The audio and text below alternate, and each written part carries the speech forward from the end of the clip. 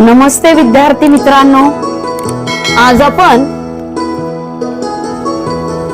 बुद्धिमत्तेतला एक महत्त्वाचा टॉपिक घेणार आहोत, ते म्हणजे कोडी. म्हणजे त्याच्यामध्ये गणितीय मांडणी असते आणि ह्या कोड्यांमधलं चौकटीतलं जे कोड असतं 9 चौरस असतात त्याच्यात. तो व्हिडिओ आपला युट्यूबवर आहे. आता आपण गोलातली कोडी कशी सोडवायची ते बघणार आहोत. आणि या समान संबंध असेल, गटात बसणारी संख्या असेल, चौकोनातलं चौरसातलं कोड असू दे, गोलातलं कोड असू दे, किंवा वेगळी त्रिकोणातली वेगवेगळी मांडणी असेल, सांकेतिक भाषा असेल, समान संबंध असेल, गटाशी जुळणारी संख्या असेल, या सगळ्या घटकांसाठी संख्या ज्ञान आवश्यक असतं. की त्याच्यामध्ये समसंख्या, विषम संख्या, मूळ संख्या, त्रिकोणी संख्या, घनसंख्या, कसोट्या, पाढे, या सगळ्यांवर आधारित हे प्रश्न असतात.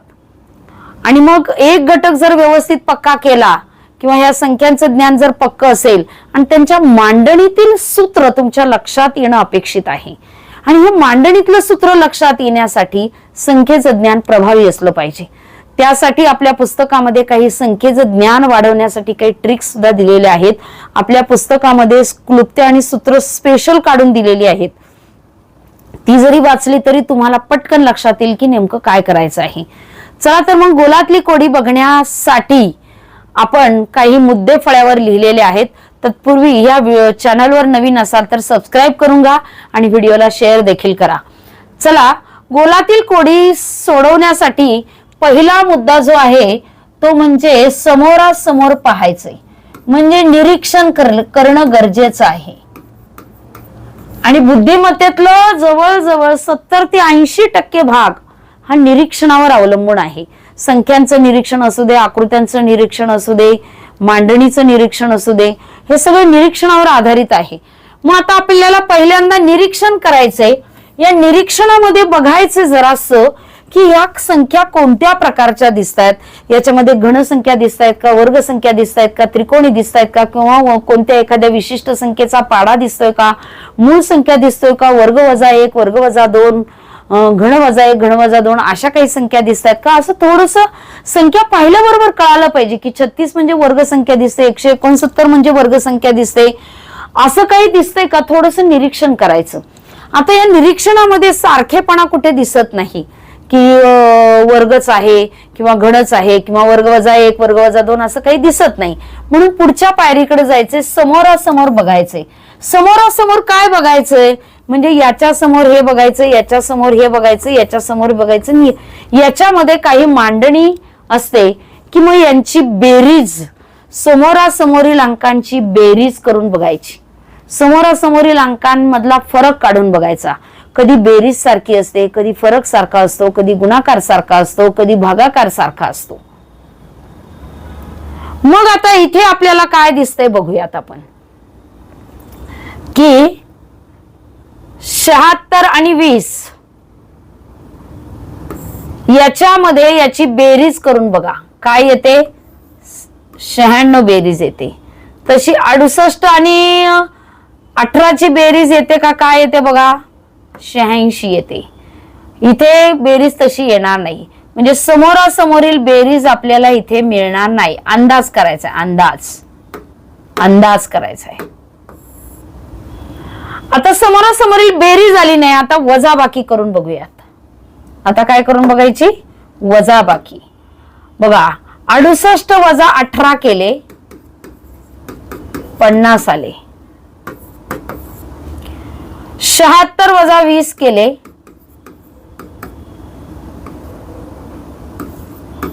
56 आले. आता याच्यामध्ये काहीतरी माझ्याकडून संख्या मांडायला मिस्टेक झालेली दिसते. बघू आपण काय आहे ती संख्या. 26 आहे. 26 इथं काय आहे? 26 आहे. 76 मधून 26 गेले, खाली किती राहिले? 50.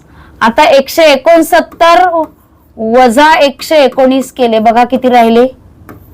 50.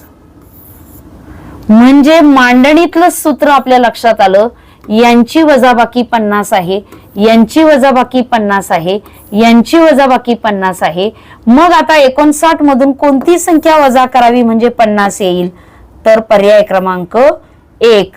म्हणून आता या मांडणीतलं सूत्र आपल्याला काय सापडलं? वजाबाकीचं सापडलं की समोरासमोरील अंकांची वजाबाकी जी आहे ती 50 येते. आता पुढचं उदाहरण बघूया. इथे कोणतं सूत्र सापडतंय का बघूयात. की आता इथे काय दिलेलं आहे बघा. हे अंकांचं पहिलं निरीक्षण करूया. निरीक्षण केल्यानंतर समोरासमोर बघा बेरजेचं सूत्र लागतंय का बघा. 17 आणि 5 22, 19 आणि 9 38, 29 मधून 9 गेले 20, 17 मधून 5 गेले 12. म्हणजे इथे आपल्याला, आणि मी आता तोंडी बोलतीये, व्हिडिओ मोठा होणे, पण तुम्ही करून बघायचंय आणि ते वजाबाक्या इथे मांडायच्यात. इथे वजाबाकी 20 आली, इथे 12 आली, त्याच्यानंतर इथे किती आली? 26 मधून 8 गेले, 8 आणि 8 16 म्हणजे 18 आली. म्हणजे याच्यामध्ये काही सारखेपणा दिसतोय का? नाही. तर मग वजाबाकीमध्ये नाही. आता गुणाकार. गुणाकार आता समोर 17 5 85 येत आहे, 26 8 नाही येणार, सारखा नाही गुणाकार येत. पण गुणाकाराचं सूत्र लागताना की गुणाकाराचं समान असेल असं नाही. तर 5च्या पुढे 17 लिहिलेत म्हणजे 5 चौक 20 वजा 3 केलेत का? 9 चौक 36 वजा काही 3 केलेत का? मग नाही. मग 5 त्रिक 15 अधिक 2 बघा. 5 त्रिक 15 अधिक 2 बरोबर 17. त्याच्यानंतर 9 त्रिक 27 अधिक 2 बरोबर 29. त्याच्यानंतर 8 त्रिक 24, 8 त्रिक 24 अधिक 2 बरोबर 26. आणि मग 11 त्रिक 33 अधिक 2 बरोबर 35. म्हणजे ही संख्या आपल्याला मिळते. म्हणजे गुणाकारामध्ये गुणिले करणं, अधिक करणं, गुणिले करणं, वजा करणं, आणि गुणाकारामध्ये खूप चान्सेस असतात. पुढचा आता काहींना सापडेल की गुणिले 3 अधिक 2 करून, कधी कधी गुणिले 4 करून मागे येणं, असं पण आपल्याला कळेल. 5 दुने 10 अधिक 7 केलं असंही होऊ शकतं. त्यामुळे हे गुणाकारातलं पहिलं तपासून पाहायचं आणि ह्या स्टेप बाय स्टेप गेले की उत्तर कुठेतरी मिळतच. आता पुढचं सूत्र काय मांडणीतलं आपण ते शोधूयात. की बघा आता इथे पहिल्यांदा आपण निरीक्षण करूया. निरीक्षणामध्ये काय सारखेपणा दिसतोय का ते पाहूया. आता निरीक्षणामध्ये दिसत नाही. आता समोरासमोर बघायचे. समोरासमोरील अंकांची बेरीज करून बघूया. हे सूत्र लावायचे. ओळीनं लावतोय आपण. 37 अधिक 55 केल्यावर काय येते बघा? 92 येते. या दोघांची बेरीज केल्यावर सुद्धा 92च येते. या दोघांची बेरीज केल्यावर इथे 31 यायला पाहिजे मला वाटतं. 1 आणि 1 2, 6 आणि 3 9, 92 येत आहे. आणि मग आता समोरासमोरील अंकांची बेरीज 92 आली. मग 26 मध्ये किती मिळवल्यावर 92 होतील? तर 66 मध्ये 26 मिळून बघा तर ते 92 येतील. म्हणजे समोरासमोरील अंकांची बेरीज 92 आली. अशा पद्धतीनं आपल्याला ही उदाहरणं सोडवता येतात, ही स्टेप बाय स्टेप. आता मी इथे एक संख्या लिहिलेली आहे लोणचं करून. आता बेरीज वजाबाकी गुणाकार भागाकार उत्तर सापडलं नाही तर लोणचं करून बघायचे. लोणचं आणि चटणी काय असते ते मी तुम्हाला इथे समजावून सांगते. बघा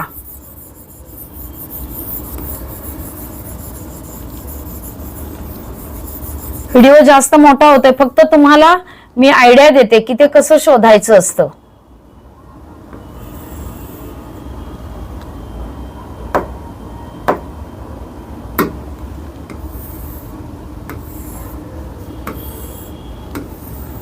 बघा आता मी मांडते. इथं 12च्या पुढे 5 लिहिलेले आहेत, 33च्या पुढे 18 लिहिलेले आहेत, 14च्या पुढे 17 लिहिलेले आहेत, तर 16च्या पुढे काय येईल? आता आपण सगळे वर निरीक्षण केलं. निरीक्षणामध्ये काय दिसतंय का पाहिलं. समोरासमोरच्या अंकांची बेरीज करून पाहिली, वजाबाकी करून पाहिली, गुणाकार करून पाहिला, भागाकार करून पाहिला, आणि मग उत्तर आलं नाही तर मग आता आपल्याला पुढच्या पायरीकडे जावं लागेल की 12चा संबंध 5शी कसा येऊ शकतो. 5त 7 मिळवले तसे इथे 14त 5 मिळवले 7 मिळवून आहे का? तर नाही होत. तर आपल्याला याचं लोणचं करून पाहावं लागेल. लोणचं करायचं म्हणजे काय?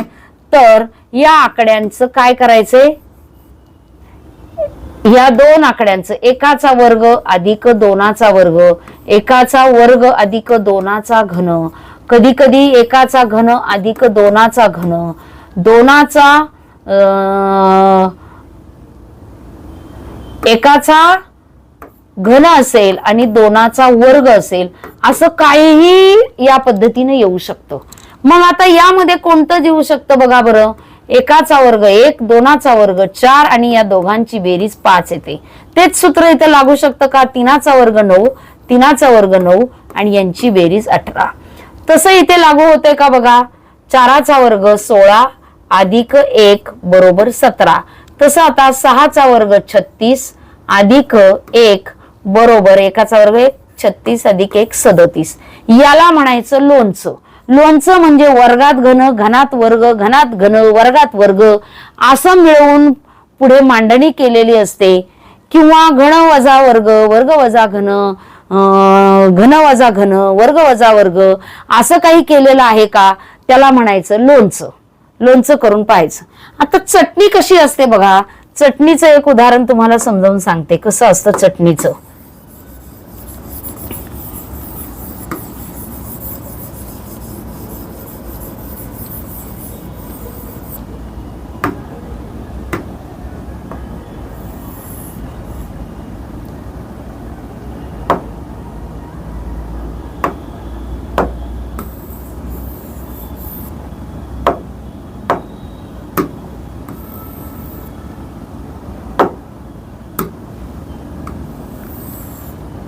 चटणीचं उदाहरण सोडून बघूयात.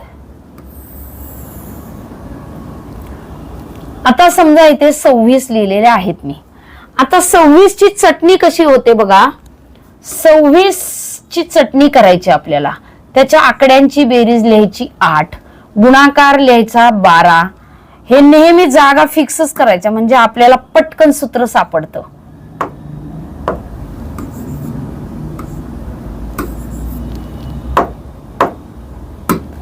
सव्वीस ची चटणी करायची. चटणी करायची म्हणजे 6 आणि 2ची बेरीज आली 8, त्यांचा गुणाकार आला 12 आणि त्यांची वजाबाकी आली 4. आता भागाकार असेल तर भागाकारही तुम्ही पुढे लिहू शकता.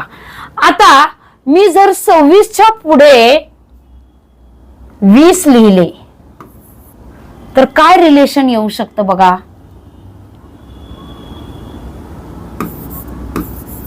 बघा आणि याच्या पुढे 30 लिहिले. आता थोडकच लिहिते आपण, व्हिडिओ मोठा होतोय. की 26 च्या पुढे 20 कसे काय येऊ शकतात. आपण सगळ्या पायऱ्या चेक केल्या की 26 आणि 20 ची बेरीज 46 सगळीकडे बेरीज सारखी येते का, त्यांच्यातला फरक सारखा येतो का, विशिष्ट संख्येने गुणून अधिक वगैरे केलंय का, हे सगळं चेक केलं. ते चेक केल्यानंतर लोणच्याची पण पायरी लावली की वर्ग अधिक वर्ग, वर्ग अधिक घन, घन अधिक वर्ग असं करून पाहिलं का. ते आलं की नाही जमलं की मग पुढे चटणीकडे जायचंय. चटणी करताना त्या आकड्यांची बेरीज, आकड्यांचा गुणाकार, आकड्यांची वजाबाकी, आकड्यांचा भागाकार असं चारही बाजूंना मांडायचं. आणि नुसतंच मांडायचं नाही तर 8 जेव्हा बेरीज करतो तेव्हा लगेच इकडे नजर गेली पाहिजे. 8चा संबंध 20शी येतो का. गुणाकार केला की लगेच गुणाकाराचा संबंध इथे येतो का बघायचं. वजाबाकी केल्यानंतर लगेच इथे संबंध गुणिले 5 येतो का, तसंच इकडे लावून बघायचं. भागिले भागाकार केला, 2 इकडच्या संख्येला भागलं तसं पुढे होतंय का, तसं होत नाही. भागाकाराचं शक्यतो होत नाही प्रत्येक अंकाचं. मग आता आपल्याला या आकड्यांकडे बघितलं तर 12 आणि 8 यांची बेरीज 20 दिसते. मग तसंच सूत्र इथे लागलंय का बघा बरं. 23 चटणी करून बघा. 23 ची बेरीज आली 5, 23 चा गुणाकार आला 6 आणि या दोघांचा गुणाकार आला 30. मग अशा पद्धतीनं प्रत्येक याचं करून बघायचं. चटणी करताना डोक्यावर बेरीज लिहायची, खाली गुणाकार लिहायचा, डाव्या साईडला वजाबाकी लिहायची आणि त्या अंकांचं एकमेकांशी रिलेशन काय आहे ते शोधायचं. त्यांचं एकत्रीकरण करायचं. मिरच्यात लसूण, लसूणात खोबरं, खोबऱ्यात अशा पद्धतीचं एकत्रीकरण करायचं म्हणजे आपल्याला त्याचं उत्तर मिळतं. अशा पद्धतीनं गोलातल्या संख्या सोडवल्या की हेच अशाच पद्धतीनं तुम्ही जर याच्यातली कोडी जी आहेत या मांडणीतली कोणकोणत्या मांडणीतली असतात. चौकटीतली मांडणी तर असतेच, पण अजून एक मांडणी असते बघा, ही अशी एक मांडणी असते.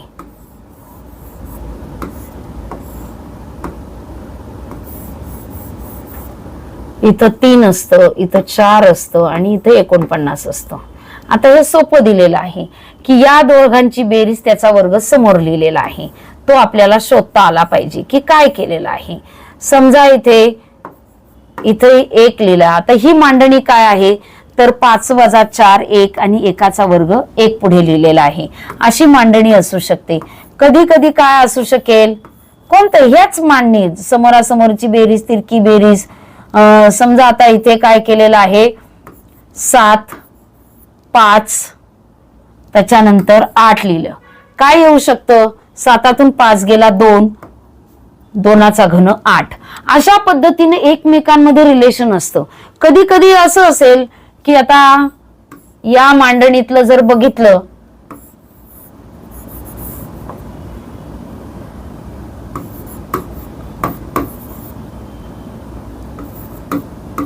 $45 काय आलं, या दोघांची बेरीज इथं आली, या दोघांच्या वजाबाकीचा संबंध, या दोघांच्या गुणाकाराचा संबंध.